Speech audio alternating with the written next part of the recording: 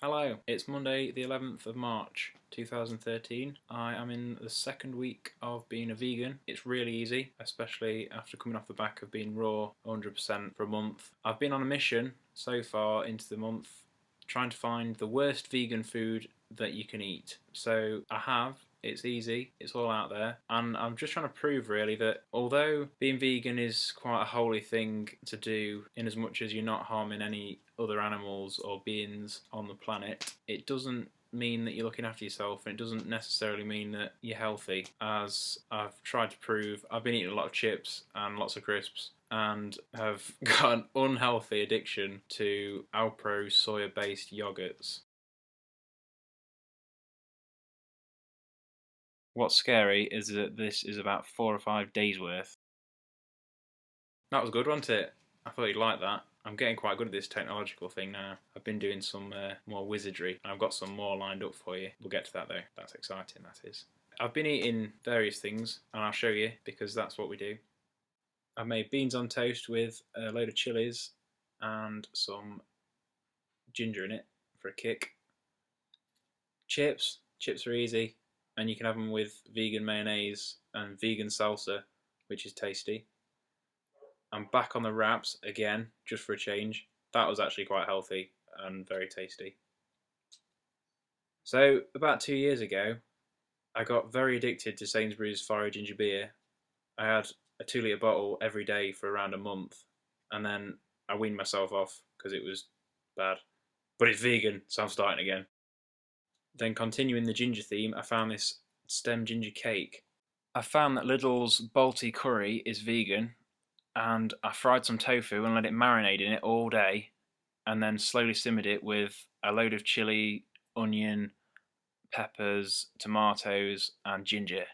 So basically, what I am trying to portray to people is that it is good that you're not harming any animals, you're not harming anything through what you're eating, but being a vegan doesn't necessarily mean that you're living a healthy life. And I think that if you're trying to look after the planet and look after everything that's on it, then you should probably try and look after yourself as well. But that's just me, that's just my thought. I personally, I've not felt great compared to how I felt when I was eating raw nice vegetables last month, so I think I'm just going to go pretty much back to that as much as I can, because at the moment I'm just falling into this trap of carbohydrates and feeling sluggish again, especially because it's just so flipping cold. It's mid-March nearly, we'll soon be in British summertime, and today I've just checked the weather and it's now -3 and it feels like -12 because of the wind chill. I've been outside all day as usual and it's been horrible. So the wind's roaring, the fire's roaring inside, and that's where I'm staying. But it's just something to keep in mind. As commendable as I do feel it is to be vegan, are you looking after yourself? Anyway, now for something entirely different. It is time.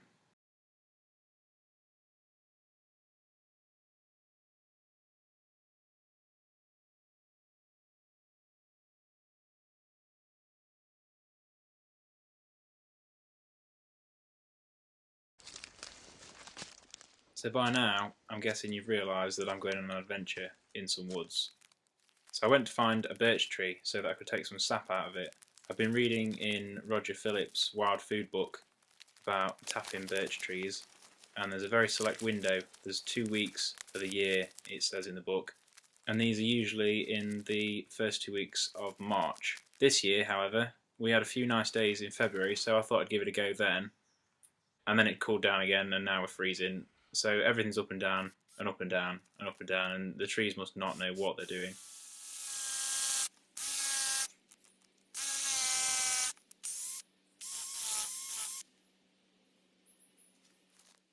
Basically, you drill a hole in the tree that you selected. It's got to be a semi-mature tree so that it can deal with you taking its sap. You drill the hole on an upright angle, slanted upwards. That makes no sense, does it? Anyway, ignore me.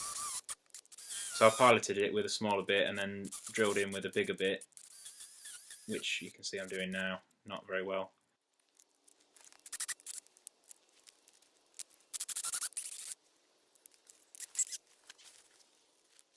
Then you take a pipe, which is connected to a bottle to collect the sap in, and I'm just cleaning out the hole there so it's not full of sawdust because I don't fancy drinking that. I'd pre-made the bottle and pipe, and I'm just making it fit with my mouth. So you want a very tight fit with the pipe so that it creates a seal round, and you then collect all the sap, which there you can see is working. Success!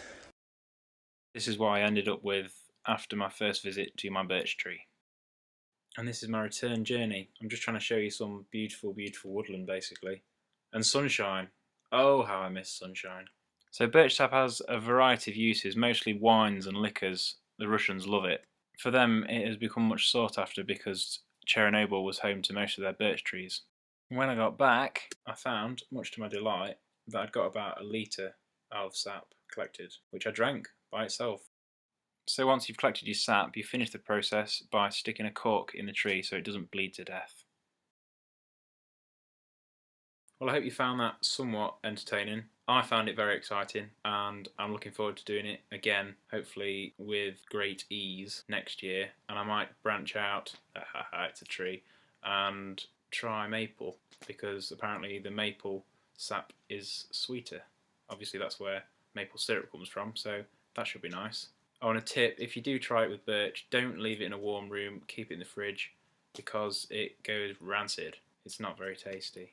So a good thing that's happened in my week previous to this video, I've been lent these lovely items.